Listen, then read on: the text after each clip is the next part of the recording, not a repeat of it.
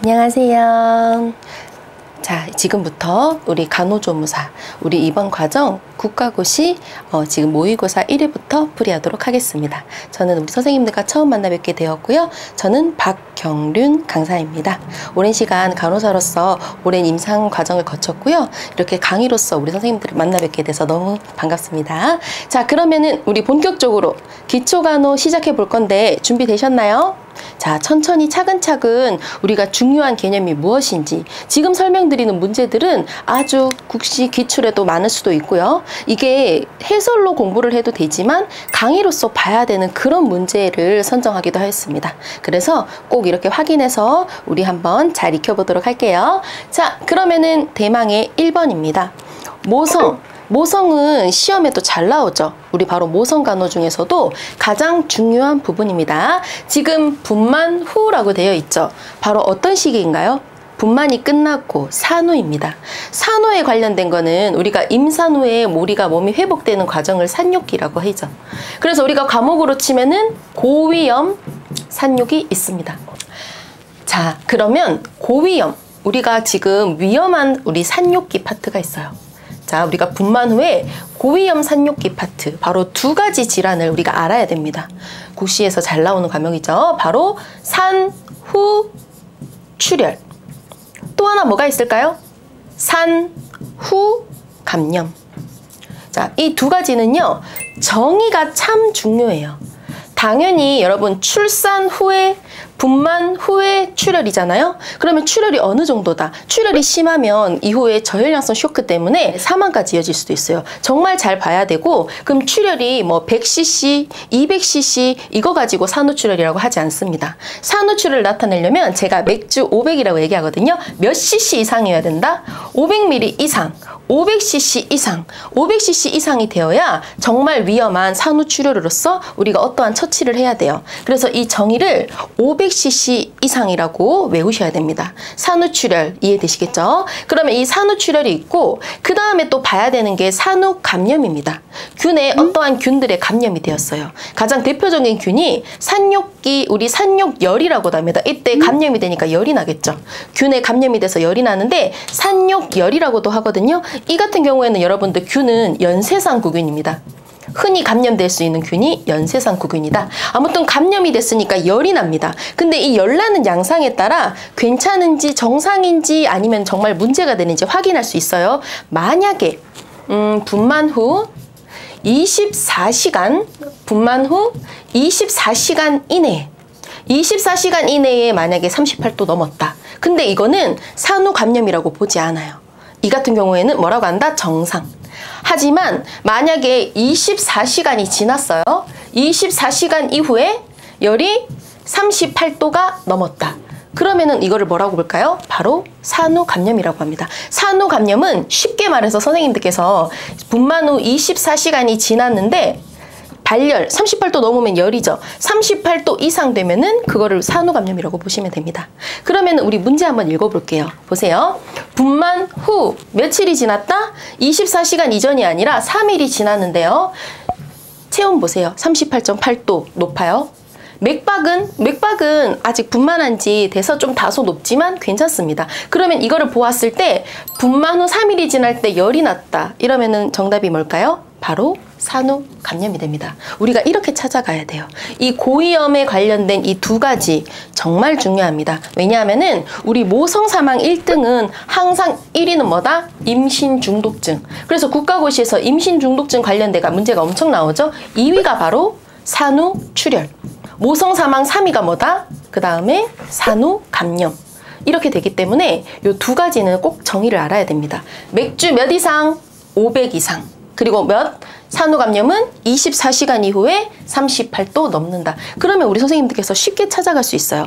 지금 문제는 이렇게 나왔지만 만약에 이렇게 나올 거예요. 분만 후 4시간이 지났을 때 열이 38.8도고 이렇다. 그러면 선생님들이 답에 정상이라고 있을 거예요. 그러면 정답이 정상입니다. 이거를 산후감염으로 잘못 체크하시면 안 돼요. 자, 그러면 우리 나머지 것들도 좀 볼까요? 우리가 나머지 보이는 보기 것들도 좀 보고 싶은데, 선생님들 지금 보여지는 거는 산후에서 걸릴 수 있는 위험이 아니라요. 이거 전부 다 뭐예요? 질출혈의 원인입니다. 우리가 분만 중에 그쵸? 임신 중에 분만 중이라고 하지 않고요. 임신 중이라고 할게요. 이거는 분만 후가 아니라 언제? 임신 중에 우리가 질출혈이 나타날 수 있습니다. 임신 중에 질출혈이 나타난다는 건 굉장히 위험한 사인이죠.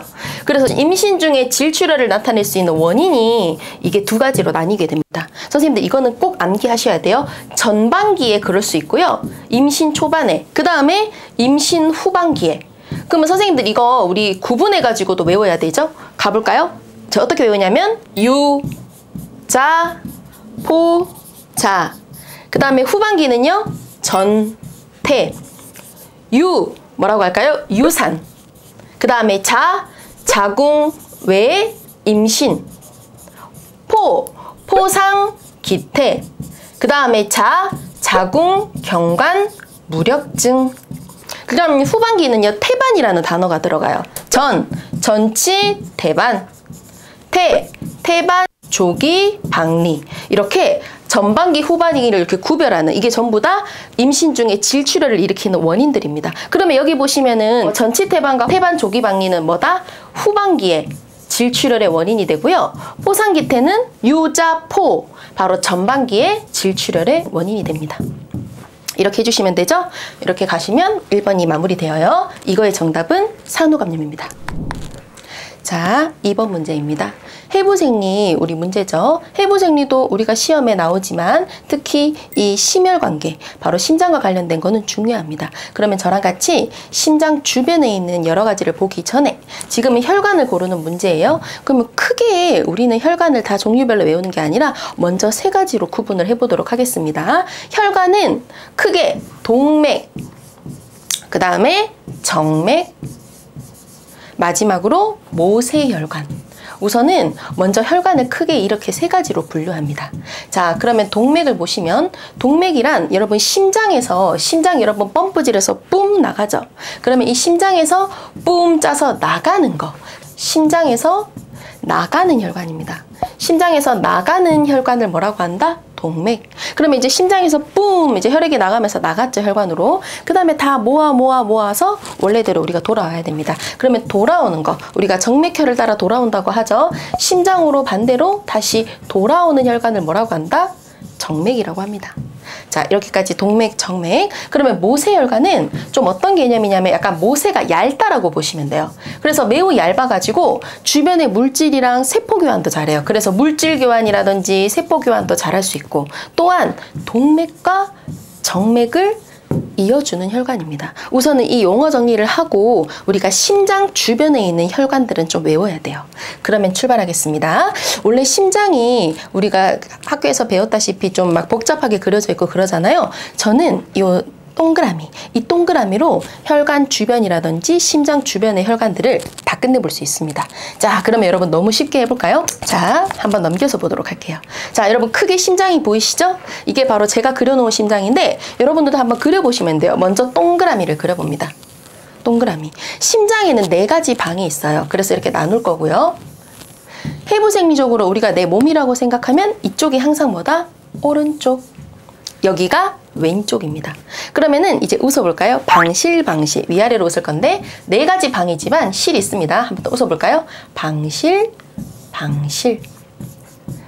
방실, 방실 웃을게요. 그러면은 이게 오른쪽이니까 이쪽이 뭐다? 우심방. 여기가 우심실입니다. 반대쪽은요? 이쪽은 좌심방. 여기는 좌심실입니다. 자, 이런 식으로 해서 우리가 심장을 4가지 방으로 나누었고요. 이제 심장에서 짜가지고 출발하는 것부터 시작할게요. 좌심실 집중해 주세요. 여러분 좌심실에서 크게 붐 하고 나갑니다. 어디로 나가냐면 전신. 내 온몸으로 지금 혈액을 공급하기 위해서 산소를 전신에서 뻗어서 나가야 되죠. 그렇기 때문에 지금 온몸으로 전신으로 나간다 해서 크게 간다고 해서 심장에서 나가니까 동맥인데 전신으로 크게 나가니까 무슨 동맥? 대동맥입니다. 대동맥. 여기까지 직접 좌심실에서 나가는 혈관은 대동맥. 자, 이제 대각선으로 돌아옵니다. 대각선으로 돌아오면 이제 전신을 돌았어요. 전신을 돌고 혈액이 돌아옵니다. 그러면 돌아오는 거, 심장으로 돌아오는 거는 제가 정맥이라고 했어요. 근데 정맥인데 크게 돌고 돌아왔다 해서 무슨 정맥? 대정맥입니다. 크게 돌고 돌아와서 다시 대정맥. 요 대정맥이죠. 근데 대정맥도 우리 복강을 중심으로 위에는 상체, 아래는 하체라고 해서 상체, 하체를 나눠서 이거를 상하로 나누면 됩니다. 그러면은 복강과 요 상지 쪽을 돌고 돌아오는 거는 상대정맥. 이 복강으로 해서 아래쪽, 하지 쪽을 돌고 돌아오는 거는 하대정맥입니다. 이렇게 나눠서도 볼 수 있어요. 이렇게 전신을 돌고 돌아오는 과정이었고요. 이번에는 특이하게 또 우심실이 있습니다. 우심실에는요, 또 나가요. 나가니까 동맥인데 이번에는요, 전신으로 이렇게 나가는 게 아니라 폐로만 갑니다. 어디로만 간다? 폐. 그래서 폐를 향해 간다라고 해서 폐를 향해 나가니까 무슨 동맥? 폐동맥. 그 다음에 이제 폐를 다녀왔어요. 폐를 다녀왔고 돌아옵니다. 폐한테 산소를 받아왔을 거예요. 그러면은 산소를 받아와서 이제 돌아오는 혈기니까 정맥이에요. 근데 폐를 거치고 돌아왔으니까 이름을 뭐다? 폐정맥. 자, 이렇게 주변에 있는 이 혈관들을 기억하셔야 됩니다. 다 외우진 않아요. 우리 몸의 동맥, 정맥 종류는 엄청 많지만 이 심장 주변으로 돌고 있는 이 혈관들, 우리 선생님들께서 외워주셔야 됩니다. 여기까지 되셨나요? 그럼 먼저 문제 한번 그러면 볼 수가 있어요. 자, 지금같이 저랑 문제를 볼 텐데 이거는 복강, 복강에서 상지, 요 상지, 상체 쪽을 돌고 돌아오는 정맥, 이 정맥혈을 모아 다시 아까 우심방으로 돌아왔습니다. 여기 우심방으로 우리 전신을 돌고 이렇게 돌아왔죠. 근데 여기는 상지 쪽, 상지 쪽과 복강 위니까 우리는 상대정맥이라는 걸 확인할 수 있어요. 그러면 정답은 몇 번? 3번. 근데 문제 바꿔서 복강과 하지에 있는 정맥혈을 모아서 우심방으로 돌아온다면은 정답이 5번이 될 겁니다. 그래서 이 심장 주변에 있는 것들로 이 문제를 풀어볼 수 있어요. 폐동맥, 폐로 가는 거, 폐정맥, 폐를 거쳤다가 돌아오는 거, 대동맥, 전신을 향해 나가는 거, 이렇게 기억해 주시면 좋겠습니다. 그러면 저랑 여기까지 보셨지만 심장 주변으로 판막까지는 한번 해볼까요? 판막은 또 시험에 잘 나오니까. 이렇게 혈관도 있지만 우리 선생님들한테 판막을 좀 보여드릴게요. 판막이라는 우리 몸은 4가지 판막이 있어요. 우리 판막의 목적이 있습니다. 판막은 뭔데? 문이 열었다 닫았다 하는 거고요. 이거는 혈액이 역류하는 거를 막아줍니다. 뭐라고요? 혈액 역류. 역류라는 거는 뒤집어 올라가는 거죠. 우리가 이렇게 흘러가야 되는 거를 반대로 꺾어 올라가는 걸 역류라고 합니다. 이 혈액의 역류를 방지하고자 중간에 판막이 있습니다. 그러면 우선 심장부터 볼게요. 자, 혈액이 보통 방실로 내려갑니다. 그러면 우심방에 있는 혈액이 어디로 내려간다? 무조건 우심실로 내려가야 되고요. 그리고 좌심방에 있는 혈액이 다 어디로 내려가야 된다? 우리 좌심실로 내려가야 됩니다. 그런데 방실로 내려가야 되는데 이렇게 올라가면 돼요? 안 돼요? 역류하면 안 됩니다. 그럼 이 사이에 뭐가 있다? 판막이 있어요. 그 다음 여기도 보시면 좌심방과 좌심실 사이에도 이렇게 내려가야 되는데 이렇게 거슬러 올라가면 안 됩니다. 그래서 뭐가 있다? 판막이 있어요. 판막이 모양이 이렇게 모양이 이름져 있는데 이쪽 판막 이름은 여러분들 삼천판입니다. 어떻게 외워야 되죠? 우심방과 우심실 사이에 있는 판막 이름은 삼천판. 그 다음에 좌심방과 좌심실 사이에 있는 판막은요, 이렇게 이청으로 되어 있어서 무슨 판? 이천판이라고 하고요, 승모판이라고 합니다. 이게 많이 헷갈리실 거예요. 그쵸? 이거 구별하는 건 제가 이따가 말씀드릴게요. 쉬운 거는 밑에 있어요. 우심실에서 여러분 혈액이 폐동맥으로 이렇게 나가야 되죠. 근데 이게 거슬러 올라가면 안 됩니다. 그럼 여기에도 판막이 있어요. 우심실과 폐동맥 사이에도 판막이 있는데 이름 쉽습니다. 폐동맥판이라고 붙여주면 돼요. 그 다음에 좌심실에서도 여러분들 대동맥으로 이렇게만 나가야 되죠. 근데 혈액이 또 이렇게 역류하면 안 됩니다. 그래서 무엇이 있다? 또 판막이 있어요. 이 판막의 이름은 이름 그대로 붙이면 돼요. 대동맥판. 그래서 밑에 거는 쉬운데 선생님들 여기 위에 거 구별하기 어렵죠. 제가 쉽게 외우는 방법을 알려드릴게요. 자, 어느 게 삼천판이고 어떤 게 이천판인지. 자, 그러면 우는 여러분들 뭐예요? 오른쪽. 좌는 뭐예요? 왼쪽. 자, 선생님들 오른쪽은 글자 수가 뭐예요? 하나, 둘, 셋. 그래서 뭔 판? 삼천판. 이렇게 외우시면 편하실 거예요. 또, 자, 좌심방 좌심실로 내려가는 우리 좌는 왼쪽이죠. 왼쪽. 2글자니까 여러분들 무슨 판? 이천판. 이 첨이 2개냐 3개냐의 차이인데 우리 선생님께서 쉽게 이렇게 외워주셔도 좋습니다. 아무튼 시험에 만약에 판막 고르는 게 나와요. 우심방과 우심실 사이에 있는 판막은 무엇인가? 그러면 선생님들께서 오른쪽 삼천판을 답으로 골라주셔야 됩니다. 자, 이런 판막까지 지금 심장 이 그림을 보면서 같이 정리해 주시면 좋겠어요. 자, 우리 선생님들 대망의 심폐소생술입니다. 이번에 사실은 최근에 우리 선생님들 안내도 받으셨겠지만 개정이 크게 되었어요. 아마 예전에 우리 이번에 큰 사태였던 이태원 그런 참사 이후로 지금 크게 지금 응급 관련해서 심폐소생술도 한번 크게 개정이 되었거든요. 이런 상황에서는 사실은 이게 출제율이 높을 수 있어요.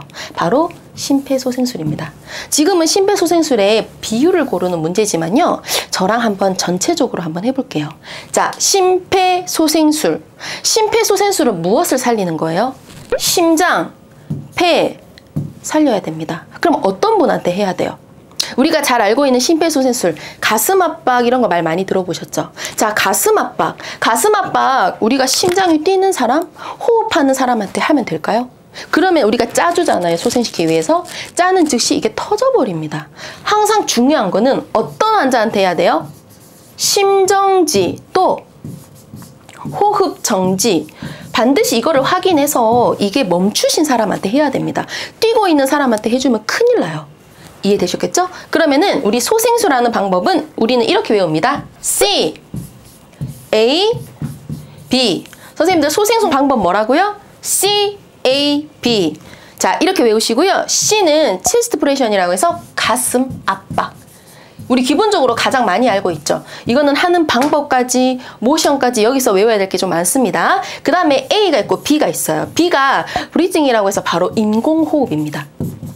가슴 압박만 하는 게 아니라 우리가 호흡을 넣어줘요. 지금 호흡이 정지된 상태이기 때문에 호흡을 넣어주는데 한번 보세요. 우리 호흡, 인공호흡 한다고 하면 입으로 후 불어넣겠죠. 근데 이렇게 넣으면 들어가나요? 안 들어가요. 뭐를 해야 되냐면 여러분 기도를 열어야 됩니다. 어떻게? 머리를 누르고 턱을 올리고 이렇게 우리가 기도를 열어야지 이 숨을 넣을 수가 있어요. 그래서 중간에 꼭 에어웨이라는 뭐가 들어간다? 기도 유지. 이게 가장 기본적인 심폐소생술 방법입니다. 우리 선생님께서 C, A, B 이렇게 꼭 이 순서대로 기억을 해주시고 자, 근데 우리가 바로 들어갈 순 없어요. 앞에 확인하는 것 좀 알려드릴게요.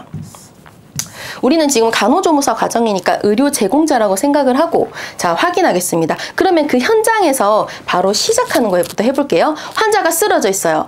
저기요, 괜찮으세요? 제가 무엇을 확인했을까요? 환자 반응. 뭐를 확인한다? 반응을 확인합니다. 왜 반응을 확인해야 될까요? 의식. 만약에 제가 이렇게 언어적으로 자극했는데 괜찮아요 라고 하면 의식이 있는 거죠. 근데 대답을 안 합니다. 근데 그거 가지고는 확인할 수 없어요. 어깨를 툭툭툭 촉각적으로도 자극하고요. 그리고 언어적으로도 자극해서 첫 번째 순서 항상 가장 먼저 무엇을 본다? 의식, 반응을 봅니다. 근데 아무런 대답이 없고 반응이 없어요. 그러면은 우리가 심정지, 호흡정지는 있는 거를 확인하고 들어가야 되기 때문에 선생님 우선 반응 없는 걸 확인했어요. 그러면 두 분한테 요청을 해야 됩니다. 어떤 요청을 할까요? 도와달라고 해야 되겠죠. 저기요 하면 없어요. 그러면 다른 한 사람 찍어서 119 신고해 주시고요. 다른 한 사람은 여러분들 제세동기 가져와야 됩니다. 제세동기를 우리 같이 해야지 생존력을 높일 수가 있거든요. 제세동기 가져오라고 요청합니다. 자, 이것까지 다 도움을 요청하고 나서 그럼 우리가 확인할 두 가지가 있습니다. 중요하죠. 바로 호흡과 우리가 심정지를 확인하려면 맥박입니다. 그러면 호흡과 맥박 중에 무엇을 먼저 해야 될까요? 항상 우리는 생명과 관련된 거는 호흡입니다. 첫 번째 뭐를 확인한다? 호흡.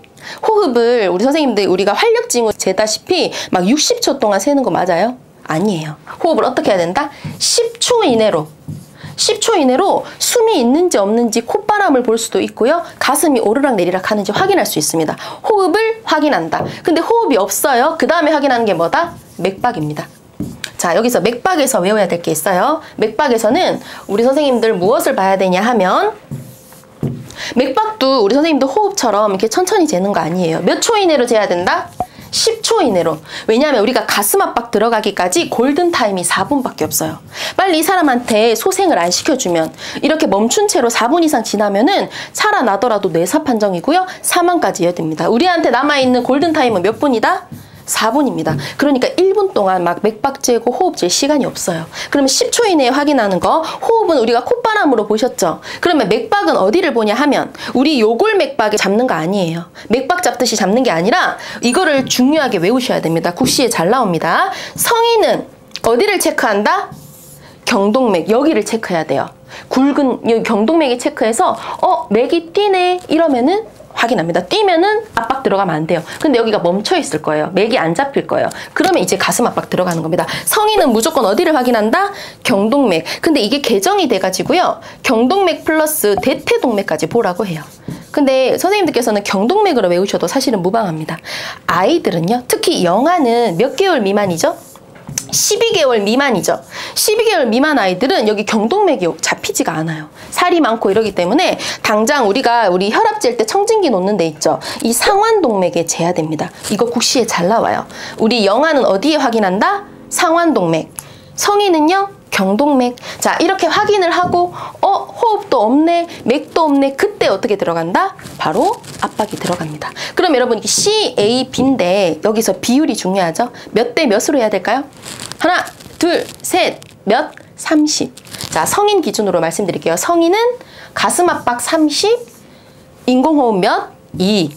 30대 2로 합니다. 뭐 한 명이 구조하든 두 명이 구조하든 상관없어요. 하나, 둘, 셋, 29, 30. 그 다음에 기도 열고 두 번. 이런 식으로 30대 2의 비율로 해야 됩니다. 자, 이거는 성인이에요. 그런데 지금 문제처럼 보시면 성인도 있는데 우리는 영아가 있습니다. 영아도요. 사실은 몇 대 몇? 한 명이 구조한다. 이러면은 30대인데요. 지금 보시면 의료인이 2명이에요. 의료인이 2명일 때는 반으로 나눠서 할 수 있습니다. 그래서 30대 2가 아니라 어떻게 하면 된다?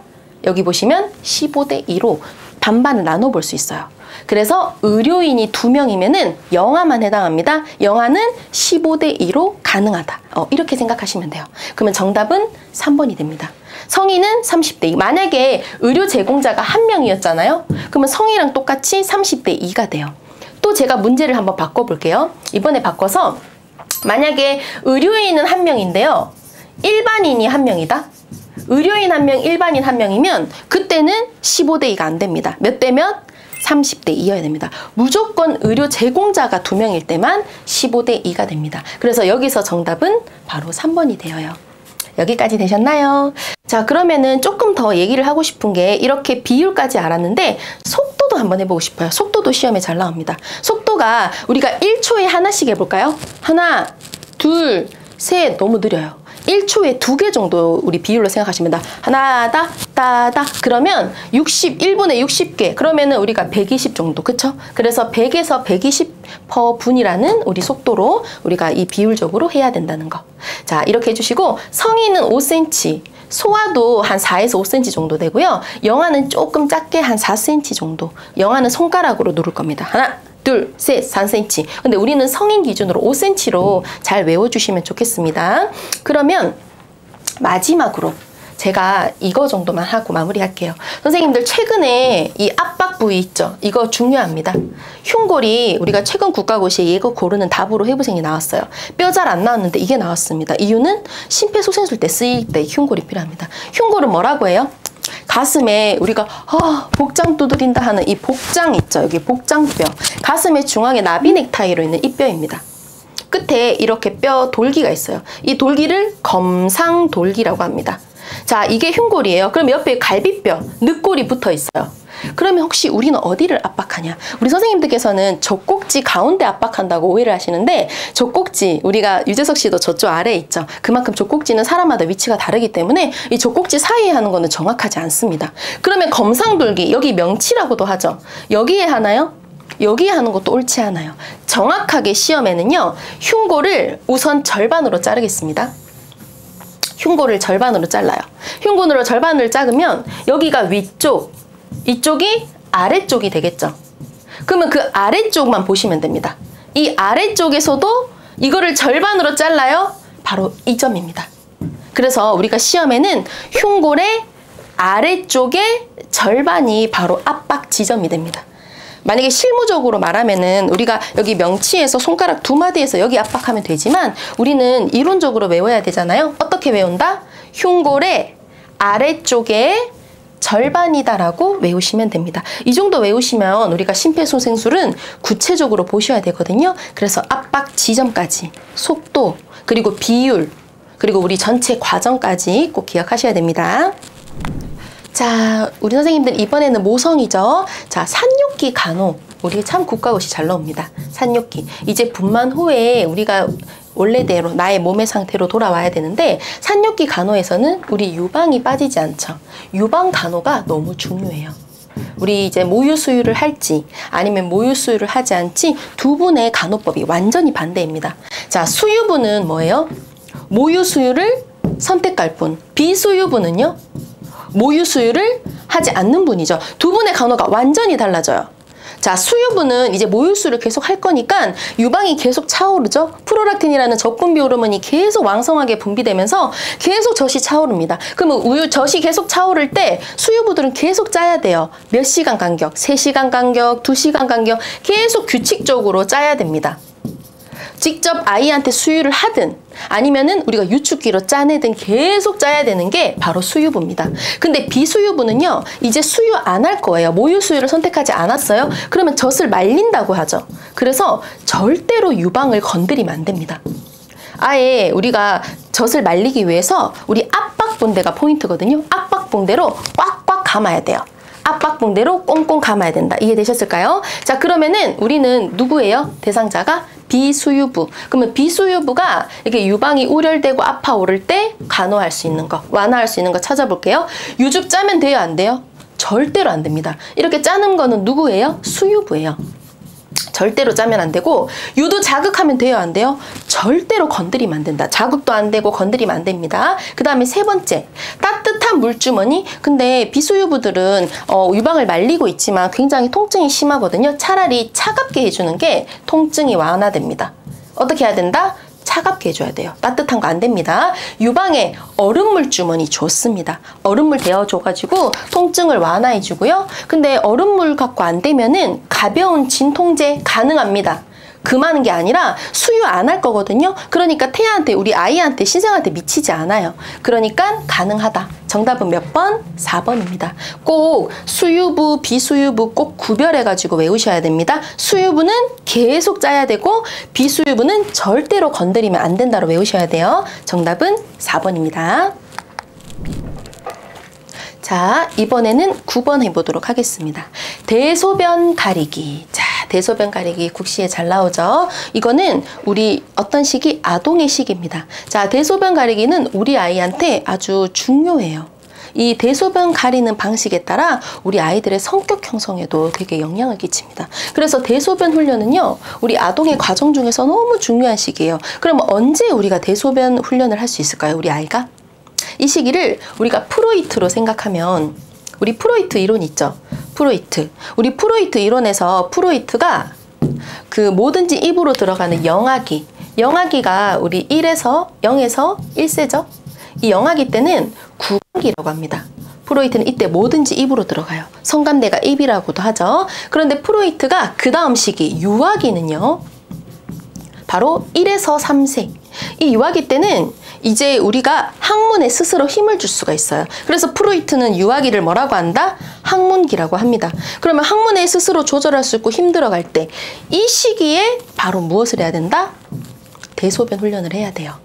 이 대소변 훈련하고 이때 훈련이 우리 아이 성격 형성에도 영향을 끼칩니다. 이게 예를 들어서 아직까지도 아동 심리에서 나타나는 내용이긴 한데, 만약에 우리 아이의 그 대소변 훈련 방식을 너무 강압적으로 했어요. 그러면은 나중에 강박이 심한 성인으로 자랄 수 있어요. 막 우리가 정리정돈한다고 막 줄 세우고 이런 거 있죠. 그런 식으로 우리 아이가 성장할 수 있습니다. 또는 아니면 너무 그냥 대소변 알아서 가리겠지? 이 시기를 그냥 하지 않고 너 스스로 하겠지라고 합니다. 그렇게 돼버리면은 우리 아이는 나중에 정리정돈이 좀 어려운 성인으로 자랄 수가 있어요. 이런 우리 대소변 훈련을 어떻게 부모님이 시키는 방식에 따라 우리 아동의 성격 형성에 영향을 끼친다라고 외우시면 됩니다. 방금 같은 예를 외우시는 게 아니라 성격 형성에 영향을 끼친다라고 외워주시면 좋겠습니다. 어느 시기다? 유아기. 그런데 외울 것들이 있어요. 우리 만약에 대변, 소변을 가릴 때 뭐 사람들마다 개인차는 있겠죠. 유아기에 가리긴 하지만 어떤 개인차가 있냐? 뭐 소변 가리는 거, 대변 가리는 거 다 다르겠지만 우리는 책대로 시험을 위주로 좀 외우긴 해야 됩니다. 특히 대변 가리기가 국시에 잘 나와요. 이 시기를 외워야 됩니다. 대변을 언제 가리냐? 대변 가리는 게 국가고시에 잘 나오는데요. 대변 가리는 게 왜 시험에 잘 나오냐면 우리 대천문 있죠? 우리 아이가 아직 대천문이 열려있을 때 천문, 숨구멍, 이 대천문이 닫히는 시기랑 이게 같아가지고 국가고시 잘 나와요. 그러면 대변 가리는 시기 몇 개월 넣어야 돼요? 12에서 18개월. 이거는 반드시 암기해 주세요. 소변 가리기 내가 도저히 못 외우겠다 하더라도 대변 가리기는 외우셔야 됩니다. 몇 개월? 12에서 18개월. 그러면 12에서 18개월의 대변을 가립니다. 그러면은 이게 그러면 대천문 닫히는 거랑 똑같다고 하면 이렇게 생각해 줄 수 있을까요? 우리 대변 넣을 때 힘주죠. 그러면 천문이 닫혀야 되겠다 이렇게 생각하시면 됩니다. 자, 대변 가리는 시기가 언제다? 12에서 18개월입니다. 소변이요, 대변 가리는 것보다 늦어요. 특히 밤에 가리는 건 훨씬 느립니다. 자, 소변 가리기는요, 어떻게 외우냐면 16에서 18개월에 우선은 시작하고요. 한 24개월이 되어야 완성됩니다. 훨씬 더 느리죠? 이렇게. 누가 더 빨리 한다? 대변 가리기가 먼저입니다. 이것도 중요해요.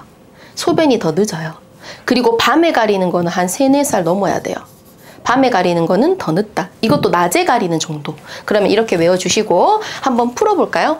첫 번째, 대소변 가리기가 너무 엄격하면 또 성격에 영향을 끼친다 그랬죠. 그건 안 됩니다. 적절하게 우리가 칭찬도 하면서 대응을 해줘야 되고요. 밤에 소변 못 가리는 거는 신체적 이상이 아니에요. 오히려 밤에 못 가리는 거는 야뇨증이라고 해서 심리적 요인이 더 큽니다. 시간도 더 걸려요.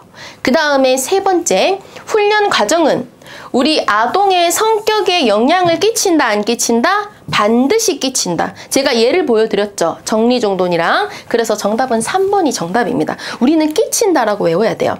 그리고 대변보다 소변이 먼저가 아니라 여러분 뭐 가리는 게 먼저였어요? 12에서 18개월인 대변 가리기가 먼저다. 자, 발달과 상관없이 무조건 그 연령해야 된다. 이것도 잘못됐습니다. 자, 항상 여러분들 이렇게 소변도 가리고 대변도 가리려면 우리 아이가 관략근에 힘을 줄 수 있어야 돼요. 그러니까 무조건 이 연령에 하는 건 사실 아니라 개인차가 있다 그랬죠. 뭐가 준비되었을 때? 기능적으로 준비가 돼야 됩니다. 발달이 준비가 돼야 돼요. 항문기라고 그랬죠. 항문에 스스로 힘줄 수 있고 발달이 준비가 되었을 때 시작해야 됩니다. 발달에 상관없으면 안 돼요. 그래서 정답은 3번이 옳은 말입니다.